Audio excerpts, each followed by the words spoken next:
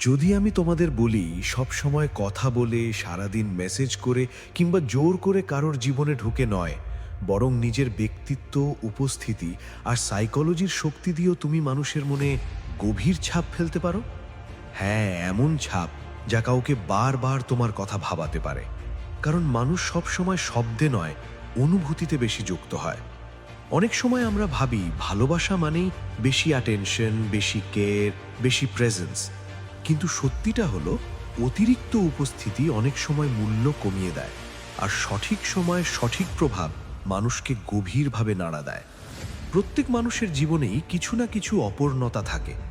বাইরে থেকে কেউ যতই হাসি খুশি বা পরিপূর্ণ দেখাক না কেন, ভেতরে ভেতরে সে চায় বোঝাপড়া, সম্মান, গুরুত্ব আর এমন একজন মানুষ যার সামনে সে নিজের আসল অনুভূতিগুলো প্রকাশ করতে পারে।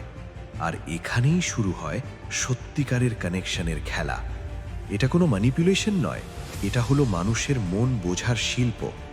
আপনি যদি মানুষের আবেগ, নীরবতা, চোখের ভাষা আর মানসিক চাহিদা বুঝতে শিখে যান, তবে খুব বেশি শব্দ ছাড়াই আপনি তার মনে আলাদা জায়গা তৈরি করতে পারবেন। অনেকেই ভুল করে ভাবে কাউকে ইমপ্রেস করতে হলে নিজেকে বড় করে দেখাতে হবে, টাকা, স্টাইল, স্টেটাস বা মিথ্যে আত্মবিশ্বাস দিয়ে।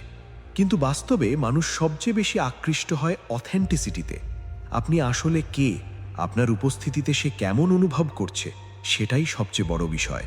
কারণ বাহ্যিক চাকচিক্য সাময়িক আগ্রহ তৈরি করতে পারে, কিন্তু স্থায়ী প্রভাব তৈরি করে আপনার আচরণ, আপনার বোঝাপড়া, আপনার ইমোশনাল ইন্টেলিজেন্স।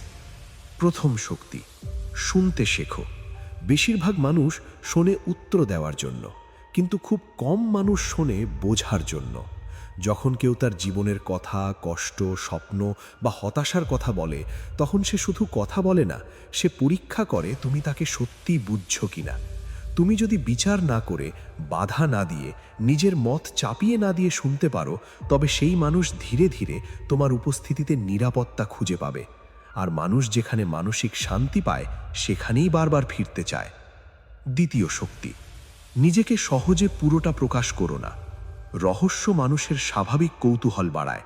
সব কথা, সব অনুভূতি, সব পরিকল্পনা শুরুতেই বলে দিলে অনেক সময় আগ্রহ কমে যায়। কিন্তু যখন তোমার মধ্যে কিছু ডেপথ থাকে, কিছু আনএক্সপ্লোরড লেয়ার থাকে, তখন মানুষ নিজেই জানতে চায়। তৃতীয় শক্তি, নিজের জীবনের মূল্য তৈরি করো। যে মানুষ নিজের সময়, লক্ষ্য, কাজ আর ব্যক্তিত্বকে মূল্য দেয়, তাকে অন্যরাও মূল্য দিতে শুরু করে। সারাক্ষণ অ্যাভেলেবল থাকা অনেক সময় তোমাকে প্রায়োরিটি নয়, অপশন বানিয়ে দেয়। তাই নিজের জীবনকে মিনিংফুল করো। নিজের অ্যাম্বিশন, ডিসিপ্লিন, গ্রোথ এসবই তোমাকে ন্যাচারালি অ্যাট্রাকটিভ করে তোলে।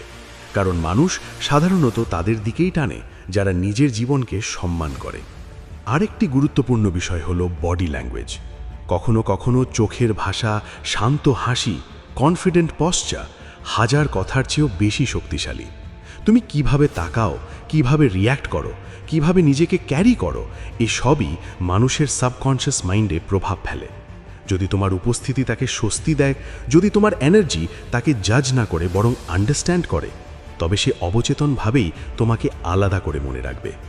তবে মনে রেখো, সত্যিকারের আকর্ষণ কখনো জোর করে হয় না।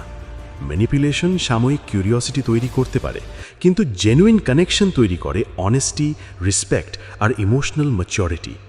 কাউকে নিজের দিকে টানার সবচেয়ে শক্তিশালী উপায় হলো তাকে এমন অনুভূতি দেওয়া যে সে তোমার সামনে নিজের মতো থাকতে পারে। কারণ এই পৃথিবীতে মানুষ সবচেয়ে বেশি খোঁজে অ্যাকসেপ্টেন্স। আরেকটি বড় ভুল, অতিরিক্ত অ্যাটেনশন। প্রতিদিন প্রতি মুহূর্তে উপস্থিত থাকা সবসময় ভালো নয়।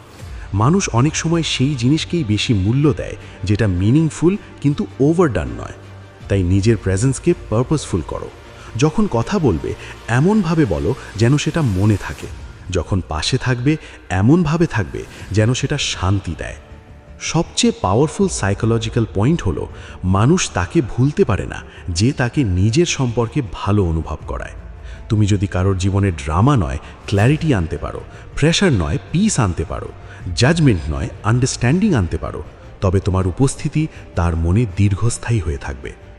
শেষ কথা, কাউকে প্রভাবিত করার আগে নিজেকে গড়ো। কারণ আসল ক্যারিজমা আসে না স্ক্রিপ্টেড লাইন থেকে, আসে self respect, emotional depth confidence আর ক্যারেক্টার থেকে। তুমি যদি নিজের ভেতর সেই শক্তি তৈরি করতে পারো, তবে শুধু একজন নয়, অনেক মানুষই তোমার উপস্থিতিকে বিশেষভাবে অনুভব করবে। মনে রেখো, মানুষ শব্দ ভুলে যায় কিন্তু অনুভূতি ভোলে না। তাই এমন মানুষ হও যার উপস্থিতি কারোর জীবনে বিভ্রান্তি নয়, বরং গভীরতা, সম্মান আর ইতিবাচক প্রভাব তৈরি করে। তখন কাউকে জোর করে টানতে হবে না, তোমার ব্যক্তিত্বই যথেষ্ট হবে।